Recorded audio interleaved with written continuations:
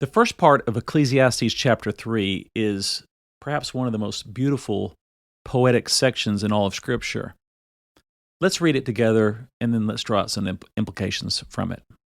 There's a time for everything and a season for every activity under the heavens, a time to be born and a time to die, a time to plant and a time to uproot, a time to kill and a time to heal, a time to tear down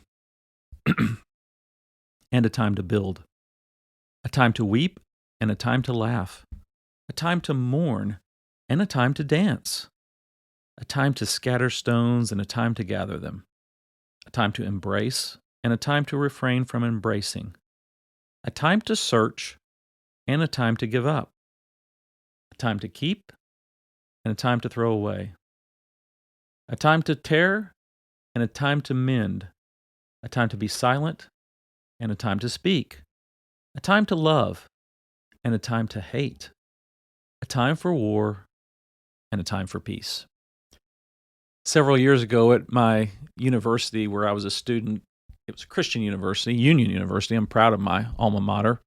They had a freshman orientation weekend for the incoming freshmen, and as a leader in the spiritual realm, I was assigned preparing the order of service for the chapel service for this orientation time.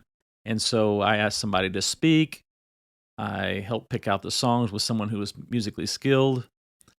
I also asked someone to pray, and I put together the order of service for this, probably 1,000, 1,200 students and parents, etc. Scripture reading was also one of the things that I put into the chapel service, and I chose this passage because I thought it was very appropriate. There's a time when you're at home, there's time to go off and go to college. You know, we're at one of those seasons of life, and this is a great passage for those seasons of life. Now, what was really interesting was this was a Southern Baptist university, still is, affiliated with Tennessee Baptist Convention, Union University in West Tennessee. And as we got down to verse number 4, the student who was reading this passage said a time to weep and a time to laugh, a time to mourn, and a time to dance. Now, what you need to know is back in the late 80s, early 90s, dancing was not looked upon favorably among many Baptists, and therefore there was actually a rule that you could not dance at our school. In fact, we would jokingly say about dances that would be off campus, hey, are you going to the foot function? We wouldn't use the word dance as if that was a bad word. Very conservative back then and very, you don't dance. And so when the student read this, I hadn't thought about that in the context of the situation, and the entire chapel, 1,000+ people, broke into laughter. And it wasn't meant to be funny at all, but in a context, it was funny. Now, I think they've loosened up on that some. I don't know, but things have certainly loosened up in some of these areas among many Christians. But this isn't a video about dancing, although that'd be a good video maybe to make, because we are given some examples in Scripture and even commanded to dance on an occasion. But the point is, there is a season for different things in your life and different times for different things. And one of the things we need to ask ourselves as believers is to ask the Lord for discernment to know when it's appropriate to celebrate, when it's appropriate to not, when it's appropriate to kill, and when it's appropriate not to kill. Is killing always wrong? No, not necessarily. The Bible teaches self-defense. We can make a strong case for that. There's a time to kill and a time to heal, as he says in verse 3.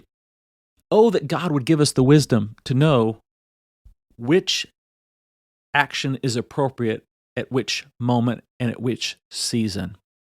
Making sure, of course, that it's always done in accordance with God's revealed will through His Word.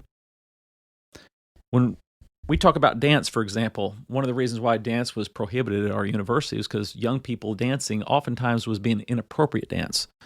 And it would literally, and still does to this day, if you inappropriately dance, it can stir up desires of the flesh which are not appropriate, and the stage of a relationship, and there's a history with that. So the heart of those who were behind saying no dancing on campus, they were there. Their heart was, their motives were good. At the same time, that doesn't mean all dancing is bad. And not all killing is bad. Sometimes it's a good time to plant. Sometimes it's a good time to uproot the plant.